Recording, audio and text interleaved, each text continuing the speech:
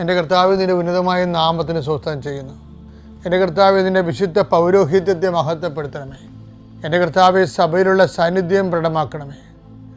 39 വർഷം അർപ്പിച്ച കൃപായുടെ യോഗ്യതയാൽ കൃപാസ്ഥാനത്താറെ ജീവനോടെ പ്രത്യക്ഷപ്പെട്ട പരിശുദ്ധ അമ്മയുടെ മാധ്യസ്ഥതരെ ഞാൻ ഈ പ്രാർത്ഥനയിൽ പങ്കെടുക്കുന്ന ഓരോ മകനെയും മകളെയും ആശീർവദിക്കുന്നു. ഇന്ന് നിങ്ങളെ പോകാനിടയ്ക്കുന്ന ദിക്കുകൾ, ഇന്ന് നിങ്ങൾ സംസാരിക്കാതിരിക്കുന്ന വ്യക്തികൾ, ഇന്ന് നിങ്ങൾ കയറി ഇറങ്ങുന്ന ഓഫീസുകൾ, ഇന്ന് കയറി ഇറങ്ങുന്ന സ്ഥാപനങ്ങൾ, നിങ്ങൾ ഒപ്പിടേണ്ട പേപ്പറുകൾ, കൊണ്ടുപോകേണ്ട രേഖകൾ കർത്താവിൻ്റെ നാമത്തിൽ ആശീർവദിക്കപ്പെടട്ടെ. ആശുപത്രി കിടക്കുന്നവർ എത്രയും വേഗം തിരികെ വരുന്നതിന് വേണ്ടിയും രോഗം കണ്ടുപിടിക്കാത്തവർക്ക് എത്രയും വേഗം രോഗം കണ്ടുപിടിക്കുന്നതിന് വേണ്ടിയും നിങ്ങൾ ചികിത്സിക്കുന്ന ഡോക്ടറിനെ കർത്താവ് ആശീർവദിക്കട്ടെ.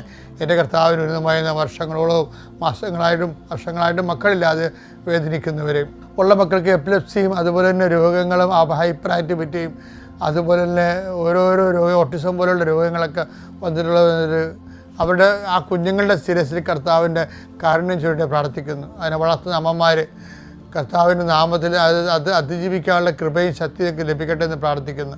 കർത്താവ് ഇന്ന് ഓരോരുത്തർ അപേക്ഷ പൂരിപ്പിക്കുന്നവരുണ്ട്, ഇൻ്റർവ്യൂവിന് പോകുന്നവരുണ്ട്, വൈവ എഴുതുന്നവരുണ്ട്, ഡോക്ടറേറ്റിൻ്റെ തീസ് ഒരുക്കുന്നവരുണ്ട്, അതുപോലെ തന്നെ പ്രസൻറ്റ് ചെയ്യുന്നവരുണ്ട്. അങ്ങനെ ഓരോരോ മേഖലകളിൽ വ്യത്യസ്തങ്ങളായ വിദ്യാഭ്യാസ കാര്യങ്ങൾ ചെയ്യുന്ന എല്ലാ മക്കളും കർത്താവിൻ്റെ നാമത്തിൽ അനുഗ്രഹിക്കപ്പെടട്ടെ.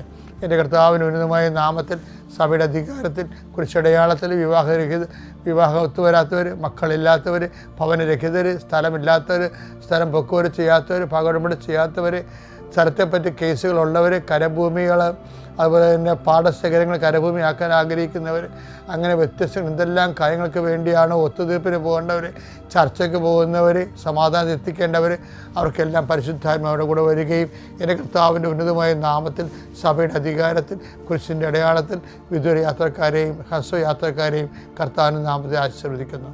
നിത്യം പിതാവും പുത്രനും പരിശുദ്ധാത്മാവായ സർവേശ്വരനെ നയിക്കുക. ആമേൻ.